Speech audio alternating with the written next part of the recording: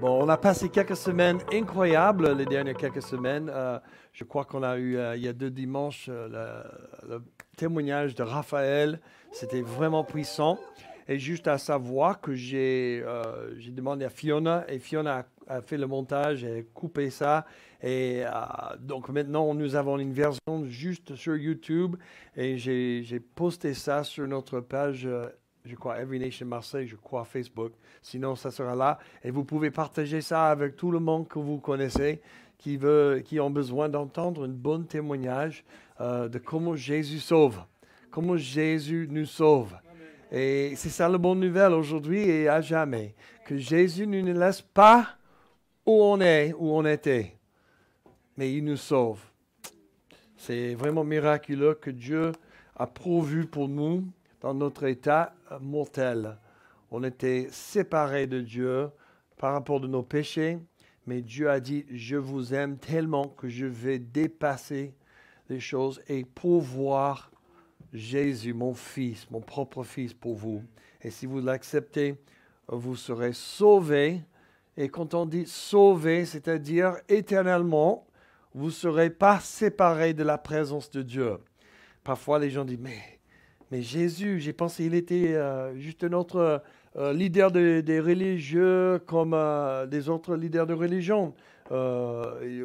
C'est un homme de paix, il y a plusieurs chemins à Dieu, chacun son chemin. Qu'est-ce que l'on entend souvent? Ouais, je crois que c'est juste chacun son chemin. Tous les chemins, ils vont vers le même endroit. Mais en fait, Jésus a dit, non, c'est pas comme ça.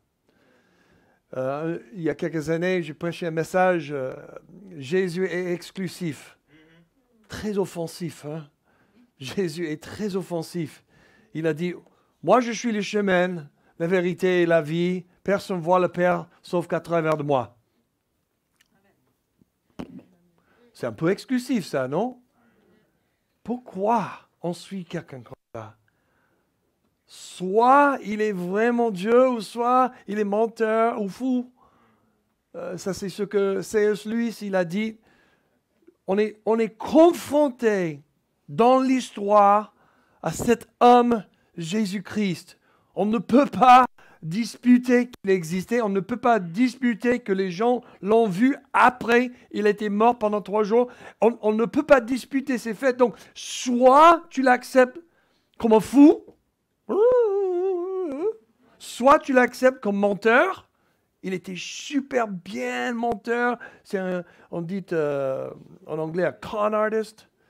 Je ne sais pas en français, c'est un artiste de... je ne vais pas dire ça. le tromperie. Un artiste de tromperie. Ou soit il est vraiment le Seigneur. Il est vraiment Dieu. Et on est bloqué là. Parce que quand tu regardes, est-ce qu'il est fou? Et quand tu vois la manière qu'il parle, tu ne peux pas dire que c'est un fou. Il est logique, il est profond, il est intime, il connecte les points dans la vie. Il est incroyable. Deuxièmement, il a fait tellement de miracles que tous les livres sur la terre ne peuvent pas contenir, disent les auteurs et les témoignages autour de lui. Ils ont juste écrit quelques-unes des témoignages de ce que Jésus a fait dans les guérisons et des miracles. Tu vois, est-ce qu'un fou fait des miracles et des guérisons et restaure les vies et la réconciliation? Non, donc il ne peut pas être un fou. Deuxièmement, est-ce qu'il est juste un bon artiste de tromperie? J'invente des phrases chaque semaine. Hein? C'est comme ça. Non, c'est pas possible. Pourquoi? Parce qu'il a prédit tellement de choses qui sont devenues vraies. Il a même prédit son propre résurrection. Courage avec ça. Hein? Essaie-le. Non, n'essaie pas. Mais c'est vrai qu'il a prédit tellement de choses, même la destruction de Jérusalem en 70. Il a prédit, prophétisé des choses qui sont devenues vraies. Et tout ce qu'il a dit dans le temps, il a raconté que des vérités. De l'Ancien Testament et pour la vie actuelle. Donc tu ne peux pas dire que c'est un menteur parce qu'il n'a pas menti. Il n'y a aucun mensonge que tu vois dans la Bible de la part de Jésus. Donc on est bloqué. Donc là, tu me rends inconfortable, Matt. Merci, je m'en vais maintenant. C'est pas ma faute. C'est pas moi qui dis ça. C'est quand on lit le Nouveau Testament, on voit combien il est clair que Jésus vraiment est le Seigneur des Seigneurs. Il est vraiment Dieu dans la chair. Dieu a décidé avant que nous étions nés, il va pouvoir un sauveur. Un Seigneur qui nous sauve de nos péchés et de notre éternité à part de la présence de Dieu. Et maintenant, si on reçoit Jésus, on dit, oui, Jésus, sois mon Seigneur, là, on a une possibilité de changer notre destin pour l'éternité. La décision est envers nous. Jésus, j'ai déjà pourvu, j'ai payé le prix, j'ai racheté les clés de la mort et le péché.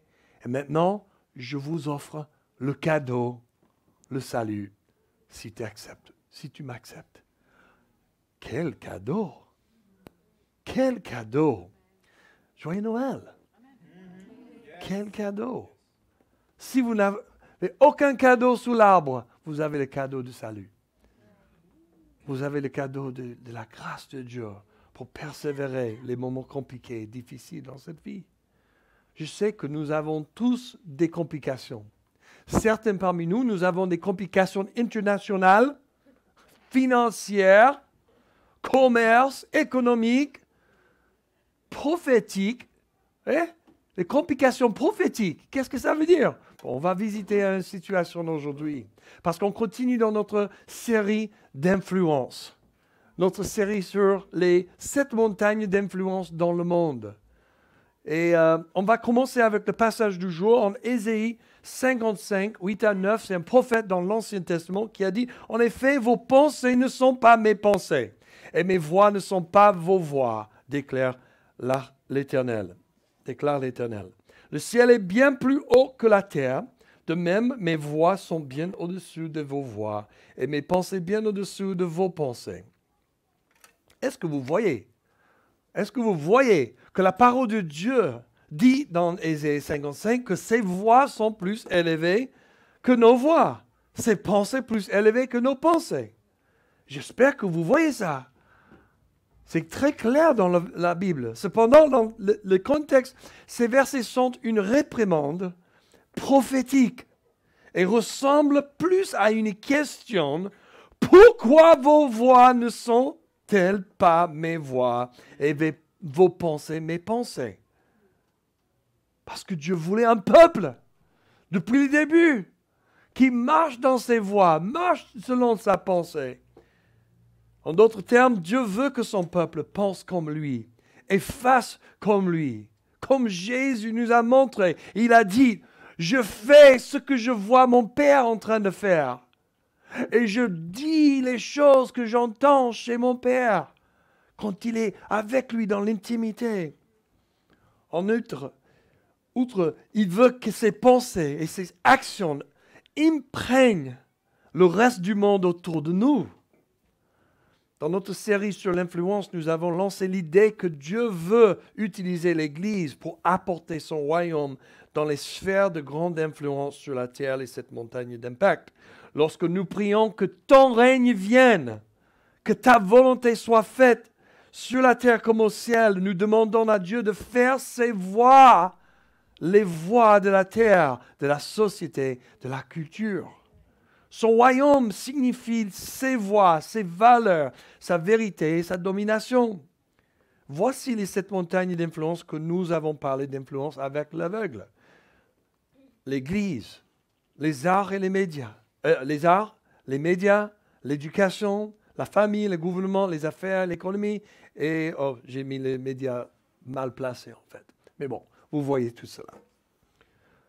Lorsque l'Église fait son travail d'équipement et de formation du peuple de Christ, le peuple de Dieu, celui-ci est en mesure de travailler dans le cadre de son affectation par le Seigneur dans l'une de ses sphères, apportant la lumière de Dieu dans les ténèbres. Alléluia! Maintenant, on commence à parler Et en parlant des ténèbres, au cours des 2 derniers siècles, l'Église a développé une mentalité largement séparatiste. Pour différentes raisons, l'Église a créé ses propres petits ghettos à l'écart de la société et de la culture. En fait, l'Église n'a plus d'influence dans les 6 autres montagnes d'influence et une vide a été créée. Là où il n'y a pas de lumière, les ténèbres règnent. N'est-ce pas? Physiquement, littéralement. Quand il n'y a pas de lumière, il y a quoi? Les ténèbres. Donc là où le peuple de Dieu ne se montre pas, la sorcellerie, la perversion, la rébellion, l'indépendance, la maladie et la mort existent. Ils remplissent naturellement le vide et perpétuent l'obscurité. La question qui se pose à l'Église est la suivante. Comment nous situons-nous à côté des ténèbres? L'Église est appelée là, à côté des portes de l'enfer, comme on a discuté la semaine dernière avec Johan, Pasteur Johan. Jésus nous a donné le pouvoir de lier les puissances démoniaques et de libérer le royaume de Dieu. C'est vrai ou pas? On a lu tout cela. C'est dans le Nouveau Testament. Il y avait un homme qui s'appelle Charles Thomas Studd. En anglais, stud, c'est-à-dire le cheval qui est utilisé pour imprégner tous les autres chevaux. Donc c'est le maître. C'est l'homme, le mec. Hey, je suis là. Donc c'est un super bon nom, hein? Franchement, incroyable. Mais heureusement, ce monsieur Studd est devenu chrétien à Cambridge University, de Cambridge, en Bretagne, et il est devenu missionnaire en Chine et en Afrique à la fin des années 1800 et début des années 1900. C'est un homme de Dieu audacieux. Il a écrit des poésies. Un homme qui est entré dans l'Afrique, dans la Chine, en train d'écrire les poésies. Dans son poème « Only one life, 'twill soon be past », c'est-à-dire « Seule une vie, ça passe vite », il a écrit, je vais traduire, paraphrase, « Certains veulent vivre au son de la cloche d'une église ou d'une chapelle. Moi, je veux tenir un magasin de secours à 1 mètre de l'enfer. » Ouh, quelle phrase! Je m'en vais! Donc, si l'Église est appelée à mener la charge en tant que l'une des montagnes d'influence, que devrait-elle faire? D'abord, elle doit manifester le royaume de Dieu. En Romains 8, 19, Paul a écrit, de fait, la création attend avec un ardent désir la révélation des fils et des filles de Dieu. Quand est-ce que les fils et les filles de Dieu vont se lever et manifester et montrer et prier? La montagne de l'Église est pour un christianisme manifeste. Cela signifie que nous vivons les valeurs du royaume d'une manière très directe. Nous n'attendons pas pour parler du Christ dans l'Église, lors des événements, dans les petits groupes, etc. Nous vivons notre foi de manière très ouverte et directe dans nos relations avec l'Église. On n'est pas en train de dire « Désolé, mais j'aime Jésus ». On n'arrive pas ici de « Ah, salutations, je cache ma foi ». Non, c'est le seul endroit peut-être dans le monde. On peut tout exprimer notre amour pour Jésus et parler de lui et tout ce qu'il a fait. Et on doit. C'est cet endroit-là, le dimanche matin, les petits groupes, les rassemblements dans la semaine. Ça, c'est le moment de s'exprimer tout notre amour pour Jésus, de prier, de prêcher. Voici quelques façons dont nous le faisons. Nous prêchons l'Évangile, nous baptisons les gens, nous prions pour le baptême du Saint-Esprit. Alléluia! Nous faisons de l'évangélisation, nous faisons des disciples, nous développons des leaders. Nous faisons de la communauté.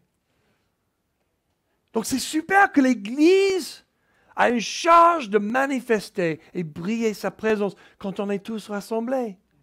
Mais c'est une montagne différente que les autres 6. 90% du temps. Les autres montagnes sont plutôt le Christ. Ça, c'est où on doit vivre notre christianisme ou notre vie avec Jésus, plus ou moins caché. Ah, je vois le look dans vos yeux. La manière dont nous accomplissons la mission de Dieu dans l'une des autres montagnes d'influence ne ressemblera pas à sa mission dans la montagne de l'Église. Est-ce que vous acceptez que je continue ou est-ce que vous voulez un exemple? Un exemple, c'est-à-dire que si je travaille chez EDF et j'arrive sur le boulot, je dis « Hey, avant qu'on commence la journée, on va tous prier, hein? Rassemblez-vous, allez, on y va. Seigneur, on crie que tu nous aides, tu nous donnes la sagesse. Alléluia, amen. Ok, tout le monde au boulot. » Ça, c'est ce qu'on fait à l'église. Mais on ne fait pas ça là. Parce que ce n'est pas approprié, ce n'est pas correct. Il y a quelque chose où les gens disent, je vais parler avec tout le monde sauf que lui ou elle. Elle est bizarre, ou elle fait n'importe quoi. Je vais continuer et je vais développer cette idée un peu plus tard. Dans le Genèse 39-40, nous trouvons Joseph au milieu de la promesse prophétique de Dieu, façonné pour un travail spécial dans la montagne du gouvernement. C'est vrai ou pas? Si vous avez lu l'histoire de Joseph, vous connaissez bien, mais si vous n'avez pas lu, oh, je vous encourage, s'il te plaît. Peu importe quelle langue, selon que tu le comprends.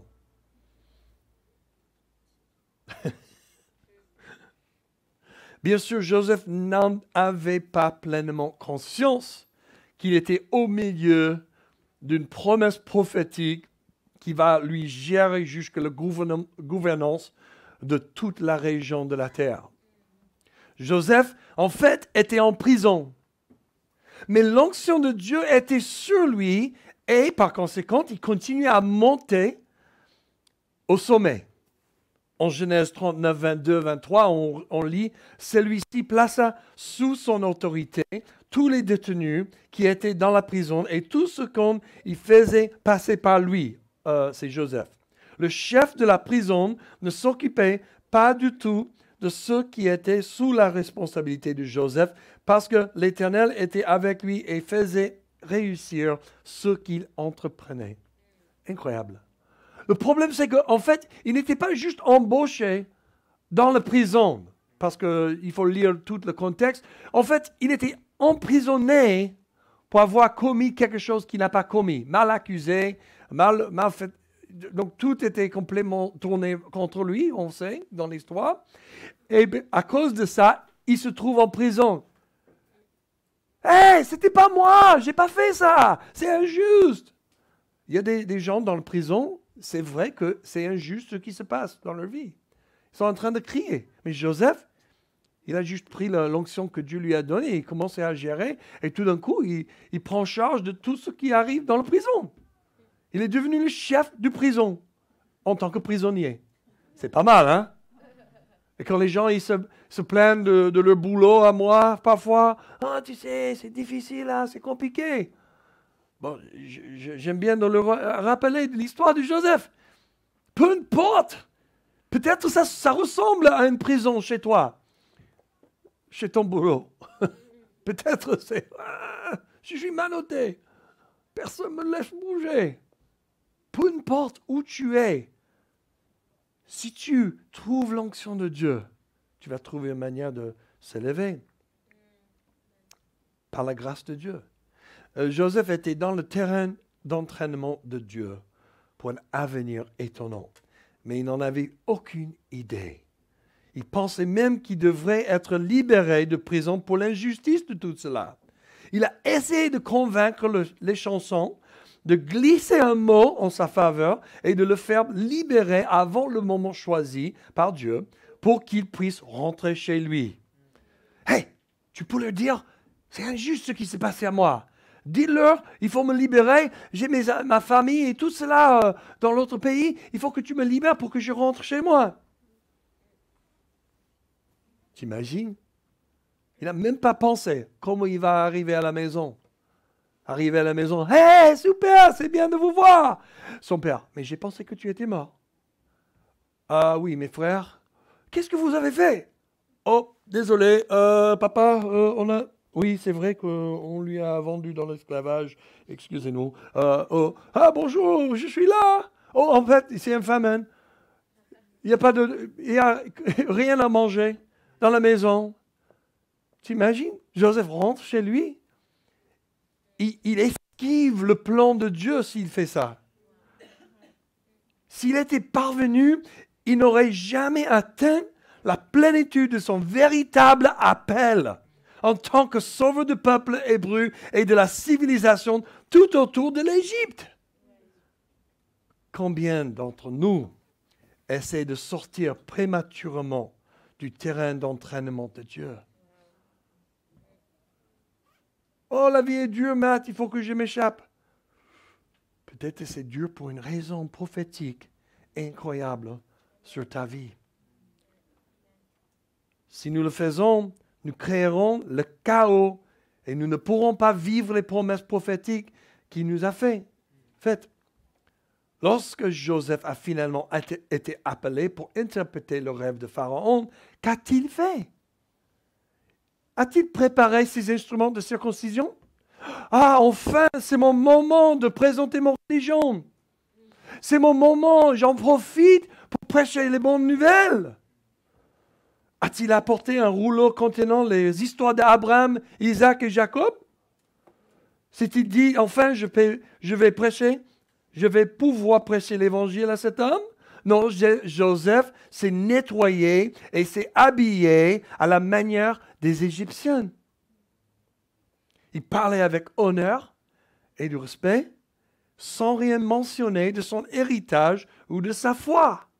Il a été tellement assimilé culturellement que ses propres frères ne l'ont pas reconnu.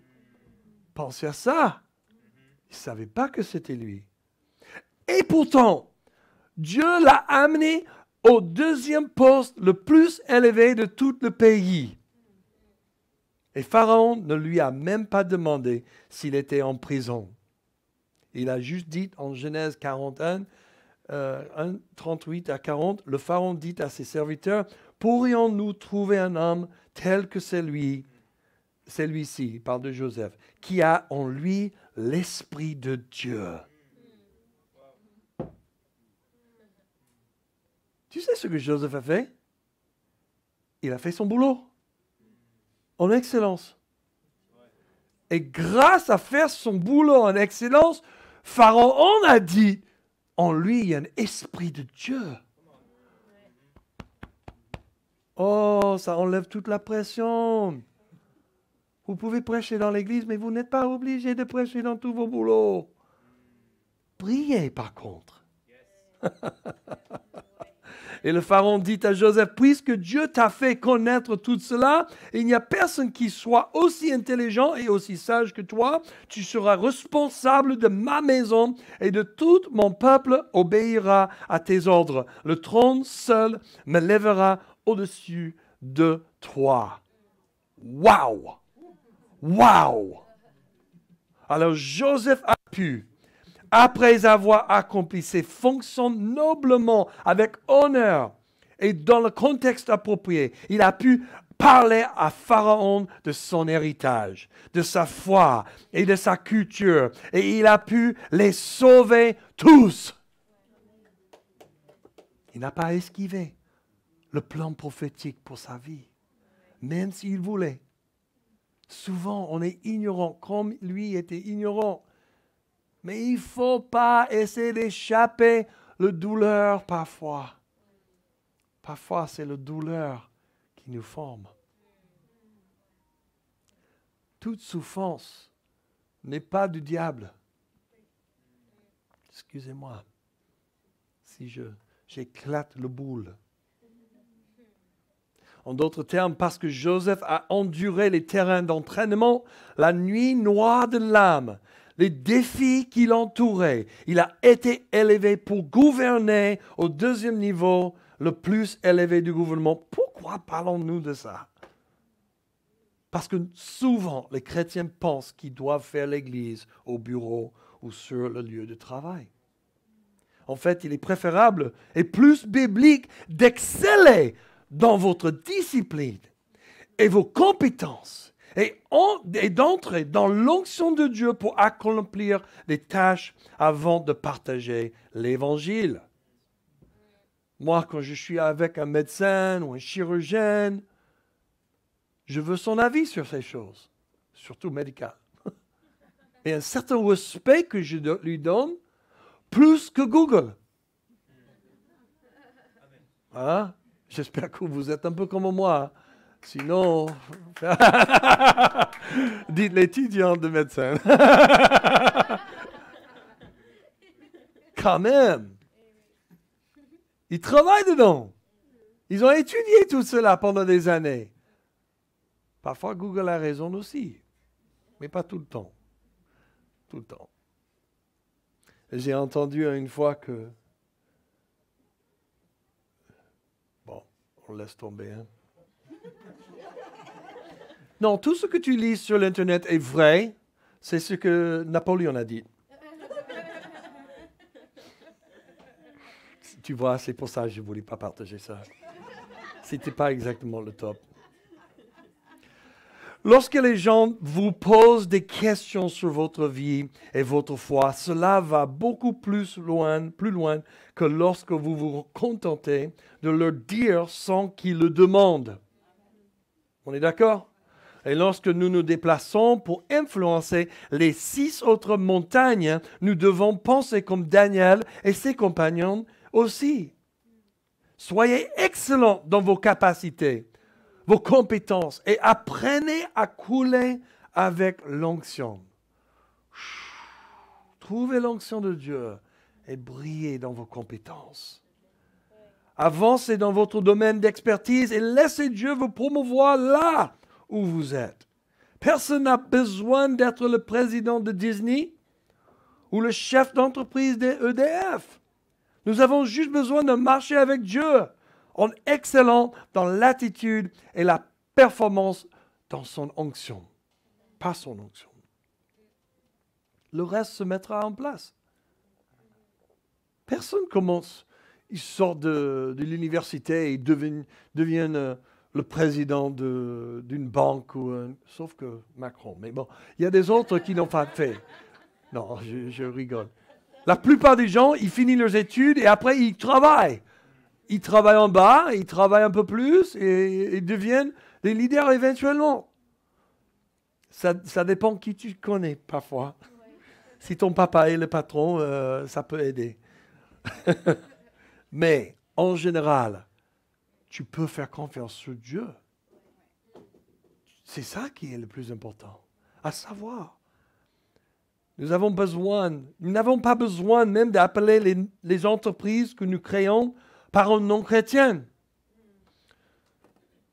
Jésus vous aime, électricité. Je veux que tout le monde sache que Jésus leur aime. Donc chaque fois que je dis j'ai besoin d'électricité, il faut que j'appelle Jésus vous aime. Électricité. Un autre en anglais, Almighty Wind. Vent tout-puissant. C'est une entreprise d'éoliennes. Renaissance photographe. Gymnase de Goliath. tu vois, on va témoigner certainement. On va le forcer. C'est comme moi avec mon mot de passe chez moi sur mon Wi-Fi. Jesus rocks. Jésus rock. Donc tout le monde qui veut utiliser mon Internet est obligé de dire Jésus rocks. Je ne sais pas si je suis d'accord ou pas. Mais obligé. Ah. Sinon, tu prends l'Internet gratos de quelqu'un d'autre. Et c'est pas comme ça que je vais témoigner à mes voisins et tout cela, tu vois. Bien sûr, c'est plus subtil. C'est probablement mieux d'être un peu plus subtil. Mais l'Église, c'est quoi le rôle de l'Église dans cette montagne? Le rôle de l'Église est de s'assurer que vous êtes fondés sur le rocher du Christ, avec une théologie saine. Bon, Ça, c'est difficile à trouver aujourd'hui. Tout le monde part à gauche et à droite dans la théologie. Une relation intime avec Dieu, dans une communauté de soutien et d'encouragement que vous recevez ce dont vous avez besoin pour continuer à grandir en Dieu. Le rôle de l'Église, c'est vraiment d'aider tout le monde à être fondé sur le rocher et continuer à grandir et maturer, devenir un peuple qui brille, qui nous aide. Nous sommes là, moi, vous, nous sommes là pour s'aider à nettoyer nos âmes. Nos âmes sont beaucoup plus comme une vitrine. Et les gens regardent dans notre magasin. Et si la vitrine est toute sale, ils ne voient pas trop bien ce qu'on vend. Mais c'est le boulot des frères et des sœurs de nettoyer nos vitrines. Et Matt, tu sais que tu as une grande tâche là. Ah, c'est pour ça que les gens pensent que je vends X, Y ou Z. C'est pas ça. C'est juste une tâche qui cache la vérité. Si vous ne profitez pas de cela, de cette église, de l'église, alors vous pouvez vous élever au sommet de l'une de ces montagnes d'influence et vous vous écroulez. Pourquoi? Parce que c'est le caractère qu'on développe en communauté qui nous garde forte quand on est sous la pression des sommets. Il faut juste regarder dans la culture pop, la culture société, tous les stars de musique, tous les stars de films, ils ont des vies que personne ne veut. Tout le monde veut être célèbre. Tout le monde veut l'argent et toutes ces choses. Sauf que quand tu as tout cela, tu dis, oh, je ne préfère pas. Pourquoi? Parce que tout le monde tire en dessous de toi. Tout le monde te demande des choses. Tout le monde met la pression sur toi. Hé, coucou, hé, coucou, hé, coucou. Et moi, j'ai connu pas mal des personnes avec beaucoup de célèbres et beaucoup d'argent. Et on m'a dit, Matt, franchement, c'est presque l'enfer. D'être obligé de mettre des barrières autour de leur vie partout où ils vont. Ils ne peuvent pas juste aller dans le supermarché comme nous. Ils ne peuvent pas rentrer dans le printemps ou le centre commercial et juste marcher et regarder les vitrines, etc. Ils ne peuvent pas. Ils sont des prisonniers de certaines parts. Personne ne pense comme ça. Tout le monde dit, Matt, tu prêches à mauvaise audience là. On ne veut pas avoir la pitié sur les riches. Mais franchement, ils sont dans une prison. Un certain type de prison, comme nous. Nous avons tous certaines prisons. Mais est-ce que ton prison est vraiment ton prison ou ton endroit où la formation de Dieu est en train de se passer? Comment est-ce que tu regardes ça? Parce que ça change tout. Et tu peux décider de regarder votre situation difficile, compliquée, comme un terrain d'entraînement de Dieu. Parce qu'il a une promesse prophétique sur ta vie.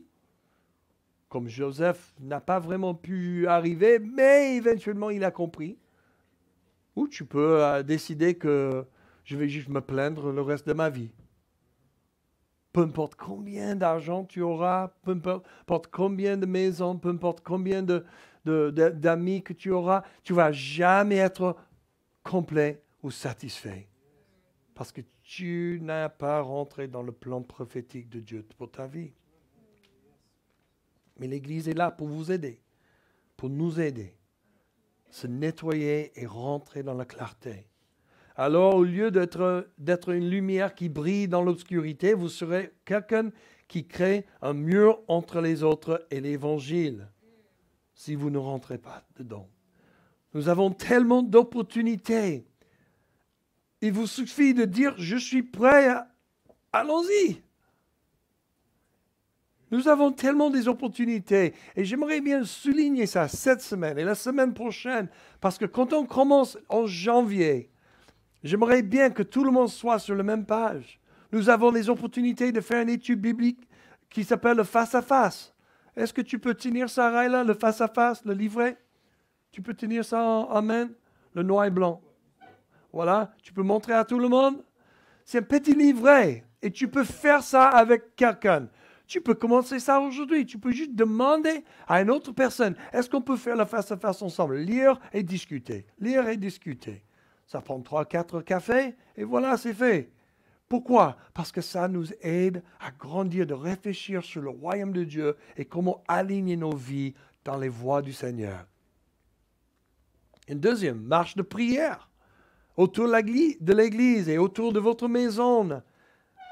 Trouvez un partenaire, un binôme. C'est toujours mieux en binôme. Jésus n'a jamais dit fais toutes ces choses tout seul. Il a toujours dit vas-y en binôme. Partez en binôme. Il n'a pas dit 3 non plus. Vas-y en 3. Le troisième, ça confond les choses. Quand c'est juste 2 personnes, il faut s'aligner avec une autre personne, pas 2 autres personnes.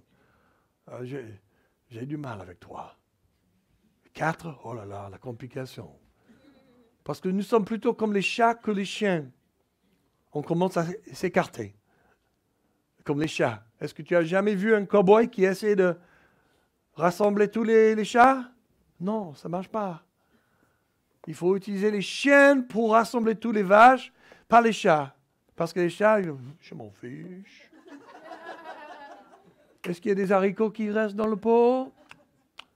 Ça, c'est un chat. Et un chien, oui, chef, qu'est-ce qu'on fait? Bon, nous, les êtres humains, on est plutôt comme les chats. On s'écarte et on s'en va, on fait notre propre truc. Donc, il vaut mieux aller avec 2. Comme ça, vous restez sur le point, c'est plus facile. Mais ça, c'est quelque chose que j'aimerais bien vous encourager à commencer à faire. Trouvez une petite piste autour de l'église ou autour de votre maison, autour de votre bureau, emplacement de travail, et trouvez un partenaire. Et dire, hey, est-ce que tu peux venir chez moi et on va prier autour de ma maison, peut-être faire 2 kilomètres de marche en prière. Tu proclames les bénédictions de Dieu et les promesses de Dieu sur ton quartier. C'est superbe de faire ces choses. Georges et moi, Richard et Raphaël, on a assisté la conférence sur l'évangélisation et nous sommes rentrés et on a décidé, le premier pas qu'on va faire, c'est dessiner une petite carte autour de l'église et commencer à faire une marche de prière en binôme et encourager tout le monde dans l'église qui veulent de nous rejoindre certains jours, quand vous voulez. Troisième chose, rejoindre un petit groupe en janvier. Oui, Anto, il est là. Anthony, c'est notre chef des petits groupes. Il va nous donner plus de consignes en janvier, mais à la fin de janvier, on va redémarrer les petits groupes dans les différentes zones de Marseille. Et c'est un moment de rejoindre un petit groupe. Servir dans une équipe de bénévoles les dimanches. On a toujours besoin d'un peu d'aide pour soit l'accueil à l'extérieur, soit le viennoiserie, soit avec les enfants, soit avec audiovisuel. Nous avons plusieurs endroits. L'équipe de louange, une école de ministère, un samedi par mois avec notre équipe d'enseignants. Nous avons 4-5 différents enseignants et une fois par mois, on se retrouve et on enseigne de notre école biblique. C'est une école biblique universelle, internationale. Ce n'est pas quelque chose que Matrache a écrit, donc fais confiance. C'est vrai que les écoles bibliques, ils ne sont pas tous pareils. École biblique, école de ministère, c'est différentes choses. Nous sommes plutôt biblique et ministère. C'est-à-dire que tu vas apprendre des bons outils pour faire le ministère et exercer ta foi, peu importe où Dieu tu as appelé. Mais en même temps, on étudie la Bible aussi assez profonde. Prochaine chose, chambre de guérison une fois par mois avec Georges, Joséphine, Joël et leur équipe. Et je crois Raila peut-être. Il y a une équipe. Parlez avec Georges et Joséphine. Une fois par mois, ils font une maison de guérison et vous pouvez assister ça pour participer dedans et recevoir la prière ou soit demander la formation pour être formé pour faire partie d'une équipe. C'est incroyable ce qu'ils font. Vous pouvez suivre notre formation en ligne qui s'appelle Engagé. C'est pour comment on a filmé notre dernière fois de faire cette formation. C'est évangélisation. Comment partager votre foi selon nos chemins, selon nos voies de notre église Every Nation Marseille. C'est pas juste n'importe qui ne connaît pas notre situation. C'est contextualisé pour Marseille. Dernièrement, ou quelques autres trucs, rejoignez notre ministère sur le campus avec Raph et Jenny, qui font le ministère évangélisation, les réunions dans la semaine. Et la dernière chose, on a vu qu'on a un groupe des hommes et un groupe de femmes. En conclusion, comme Johann l'a dit la semaine dernière en citant Jésus, Matthieu 5, 13 à 16. Vous êtes le sel de la terre, mais si le sel est devenu insipide, comment le rendre salé à nouveau? Il n'est plus bon à rien, sinon à être jeté dehors et foulé aux pieds par les hommes. Vous êtes la lumière du monde. Une ville située sur une colline ne peut être cachée, et personne n'allume une lampe pour la mettre sous un panier, mais sur le chandelier, et elle éclaire tous ceux qui sont dans la maison. Que votre lumière brille devant les hommes, de telle sorte qu'ils voient vos bonnes œuvres et qui glorifient votre Père qui est dans les cieux. Nous sommes la lumière du monde et le sel de la terre, dit Jésus. Alors, trouvez un point d'action. Le dernier diapo, c'est le même qu'on vient de montrer. Commence à prier sur ça. Commence à réfléchir. Comment je peux, en fait, laisser l'Église m'aider à augmenter ma relation avec Dieu, ma relation avec les autres, pour grandir, maturer et devenir le disciple que Jésus voulut. Et en faisant ça, on se prépare pour notre rôle dans les autres sphères d'influence. Donc merci Seigneur pour ce moment, merci pour ta grâce. Je prie vraiment Seigneur que tu veilles sur cette parole et que chaque personne puisse répondre selon ta volonté Seigneur. Et je prie vraiment, Seigneur, pour ton onction. Comme Samuel a prophétisé sur Saoul, le roi, qui est devenu roi. Il a prophétisé, il a oint pour son rôle. Seigneur, merci que tu aides chaque personne à comprendre leur rôle entre leurs compétences, leurs passions et leurs connexions. Seigneur, qu'ils puissent vraiment rentrer dans la plénitude de tout ce que tu as préparé pour eux. Merci pour la promesse prophétique sur chaque personne ici. Et il n'y a aucune personne dans ton royaume qui n'a pas une promesse prophétique. Tu leur as destiné pour les grandes choses. Même s'ils ressemblent petites, on sait que tu rends grandes, même les petits pas de foi. On avance. Donc Seigneur, merci que tu veilles sur nous et tu nous envahis avec ton esprit, nous réfléchis, nous rend purs et pleins de vigueur pour ton royaume, au nom de Jésus. Amen.